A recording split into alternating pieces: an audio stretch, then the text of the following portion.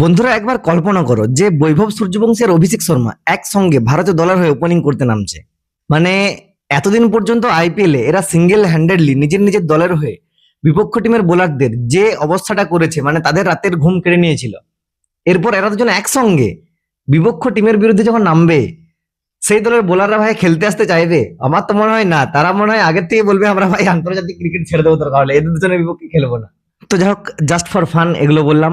এখন আমরা দেখবো যে বৈভব সূর্যবংশী যদি প্রথম একাদশে খেলে, তাহলে ভারতের প্লেইং ইলেভেন, মানে আয়ারল্যান্ডের বিপক্ষে 26 তারিখ যে ম্যাচটা হবে প্রথম টি-20, সেখানে ভারতের প্লেইং ইলেভেন কেমন হবে সেটা এই ভিডিওতে আমরা দেখে নেবো। তো বন্ধুরা, ভিডিওটা শেষ পর্যন্ত দেখো। মানে দলটা বৈভবকে খেলাতে হলে কিন্তু দলে অনেক রকম অ্যাডজাস্ট পরিবর্তন করতে হতে পারে। তো কি সেগুলো চলো দেখে নিই। প্রথমে আমরা ধরে নেব যে বৈভব সূর্যবংশী আর অভিষেক শর্মা ওপেনিং করবে। এরপর যদি আমাদের বৈভব যদি ওপেনিং করে, তাহলে কিন্তু ঈশান কিষান অথবা সঞ্জু, এই দুজনের উপরে একজনকার উপরে কিন্তু কোপ পড়তে পারে ভাই।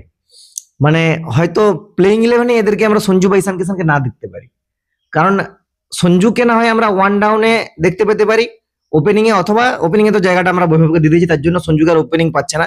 তাহলে ওয়ান ডাউনে অথবা 5-6 শেষের দিকে আমরা দেখতে পেতে পারি, যেমনটা আগেও দেখেছি। কিন্তু ভাই ঈশান কিষান তাহলে কোথায় খেলবে? সে তো ওয়ান ডাউনে অথবা ওপেনিং এ তার জায়গা। তো এখানে আমি ধরে নিচ্ছি সঞ্জুকে খেলাবে না, ওয়ান ডাউনে ঈশান কিষান। এরপর সঞ্জুকে যদি খেলাতে হয় তাহলে কিন্তু 5 অথবা 6 হয়, কারণ টু ডাউনে কিন্তু আমাদের খেলবে শ্রেয়স আয়ার অধিনায়ক। ফার্স্ট বৈভব সূর্যবংশী অভিষেক শর্মা, তারপর ঈশান কিষান ওয়ান ডাউনে, তারপর আমাদের শ্রেয়স আয়ার অধিনায়ক। এরপরে 5 নম্বরে আমি কে খেলবে সেটা, 5 নম্বরে সঞ্জু যদি খেলে, তাহলে 6 নম্বরে তিলক বর্মা খেলাতে হবে ভাই। এর আগেও আমরা দেখেছি তিলক বর্মা শেষের দিকে এসে ভালো ইনিংস খেলেছে, বিশ্বকাপে আমরা দেখেছি শেষের দিকে কিন্তু ভালো ইম্প্যাক্টফুল ইনিংস খেলেছে। তাও 6 যদি আমরা 5 সঞ্জুকে রাখি, 6 তাহলে তিলক বর্মা খেলবে। এরপর 6 পর্যন্ত যদি আমরা তিলক বর্মাকে নামাই, 7 নম্বরে শিবম দুবে, অলরাউন্ডার একটা রাখতেই হবে। 7 নম্বরে শিবম দুবে হলে 8 নম্বরে অক্ষর পটেল। যদিও 7-8 পর্যন্ত যখন শিবম আর অক্ষর পটেল চলে আসছে, তারপরে 8 নম্বরের পর 9, 10, 11 তিনজন মাত্র জায়গা পড়ে থাকছে, সেখানে বোলাররা খেলবে। বোলাররা কে খেলবে সেখানে? সেখানে হর্ষিত রানা একটা খেলবে। 9 নম্বরে আমি ধরে নিচ্ছি হর্ষিত রানা, 10 নম্বরে হর্ষদীপ সিং, 11 নম্বরে প্রিন্স যাদব অথবা প্রসিদ্ধ কৃষ্ণা। আমার মতে সেখানে প্রিন্স যাদবকে খেলানো উচিত, কারণ টি-20তে এবারে আইপিএল যে পারফরমেন্স করেছে তার দরুন তাকে প্রিন্স যাদবকে সুযোগ দেওয়া উচিত প্রসিদ্ধ কৃষ্ণার আগে। তো দেখা যাক আমাদের ম্যানেজমেন্ট কি করে, কারণ ম্যানেজমেন্টের আবার প্রসিদ্ধের উপর আলাদা একটা ভালোবাসা আছে ভাই। তো সেক্ষেত্রে বলা যায় না তারা প্রসিদ্ধ কৃষ্ণা খেলাতে পারে।